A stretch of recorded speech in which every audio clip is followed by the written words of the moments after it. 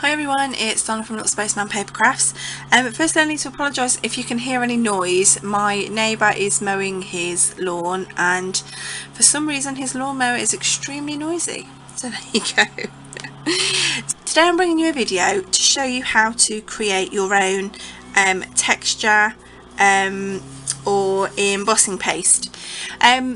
I really wanted to get some and I priced it up online and I found it quite expensive, so I popped onto Google and I thought, I wonder what the ingredients are, could I make it myself? So I had a look and there was quite a few different recipes using various different things, so I've had a bit of a go doing one or two different ways and this is the one that I found works the best. Now this is my first go at using texture paste or embossing paste.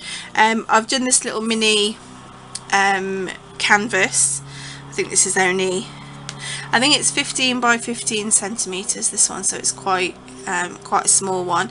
And as you can see, I've used the embossing paste here, here, here, and then here and here as well.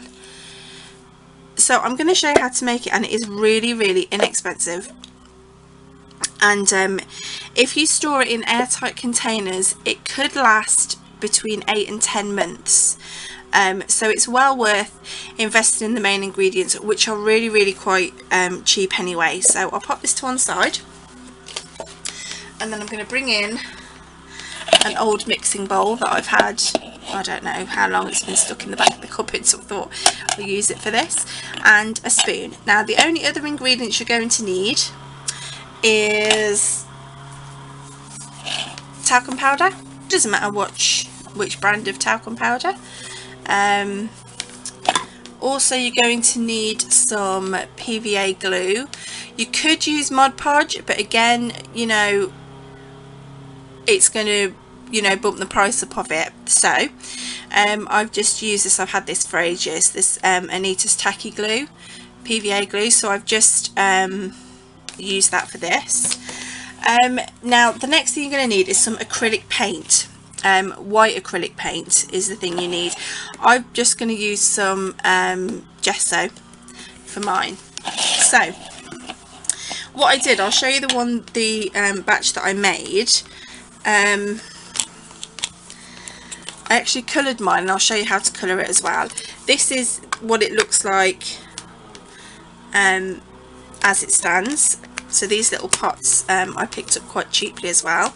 So that's the basic white. I did a grey, like a smoky grey, a peachy copper colour, which I love. This is a lovely colour. Look at that, it's like a salmon colour. And then I did a blue as well. So once you've made up your initial batch of texture or embossing paste, you can create whatever colours you like using acrylic paints. So now I've already made up a big batch, so I'm not going to do a big batch, so don't worry about what I'm putting into my bowl, just concentrate on what I'm telling you to put into yours, because mine, the measurements that I'm going to give you are to make a batch that is big enough to, you know, fill 4 of these little things, so it'll keep you going for a little while. So you're going to need, firstly, 1 cup of talcum powder. Put it into your bowl. Then you're going to need 1/4 cup of your glue. These are my old kitchen measuring spoons, so I obviously don't use these in the kitchen anymore. And then you're also going to need then 1/2 cup of white acrylic paint. So as I say, I've used my gesso, and you just pour that in as well.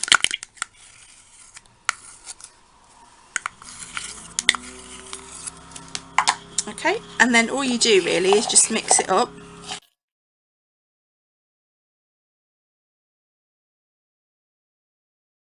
So at this point you may need to add a splash of water,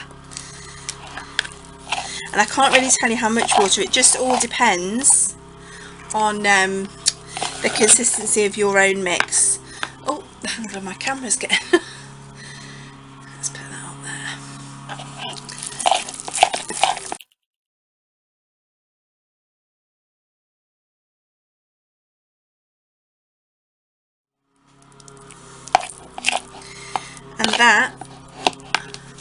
And that is about the right consistency for me, where it sort of holds on the spoon.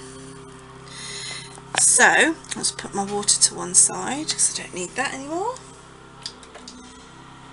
So as I say, I got these little tubs quite inexpensively. They're only sort of what does it say, approximately 6 by 4 centimetre tubs, and they are all airtight. So I'm going to mix up a few different colours. So I want to do a like a brown colour. So I've got a couple of acrylic paints. I'm not quite sure which one I'm going to use yet. I've got, what's this one called? Walnut brown, and this one is burnt umber. I think, because remember now you've got white paint in there, so whatever colour you put in, it's going to lighten from your base colour. So I think I'll go with this one. Now I'm going to put a little bit of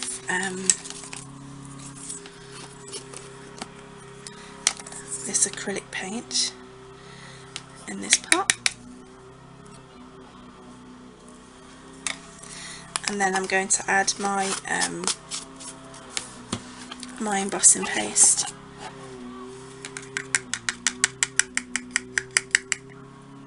It's a messy job, but it's a nice job.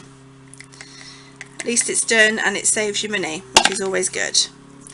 And then all you do is you just mix it all together until you get the desired colour. I'm actually quite happy with that. I thought it would be a lot lighter. Oh, she says as it lightens up now. No, I quite like that.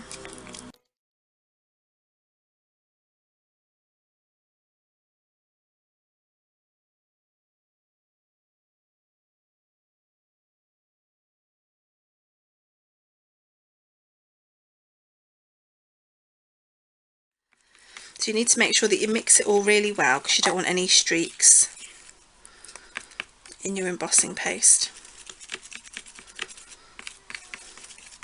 And if you think it's a bit too runny, which this is, you can always add a little bit more talcum powder and just mix it all in. So that is the brown. And then I wonder what will happen if I mixed in some metallic silver. Let's see how this one turns out.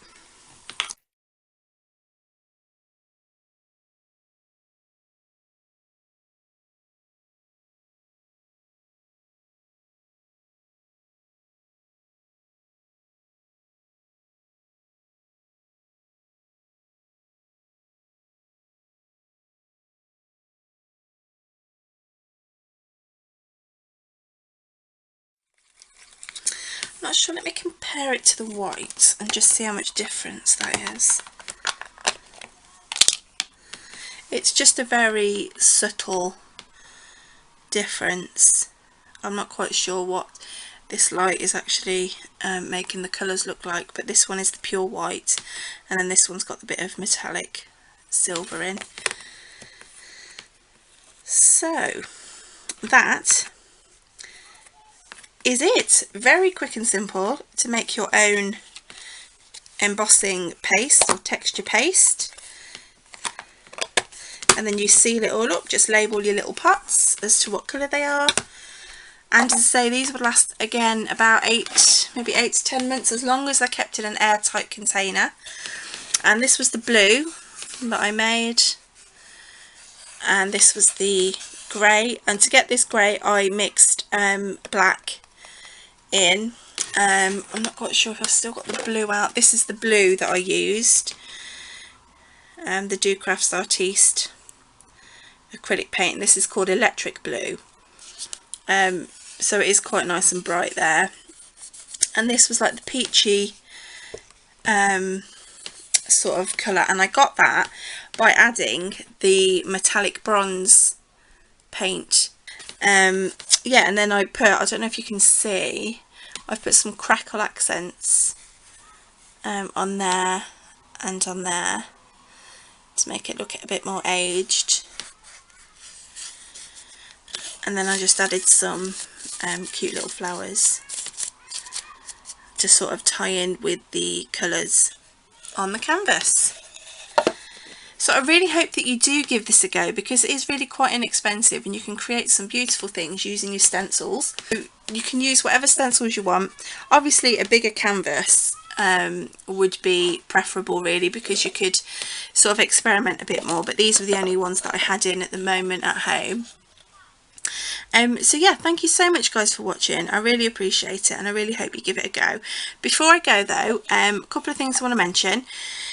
If you haven't taken part in the giveaway, please do. It's extended to the end of July. I'll leave the link up there for you to go and click on the video and pop an entry in if you fancy it.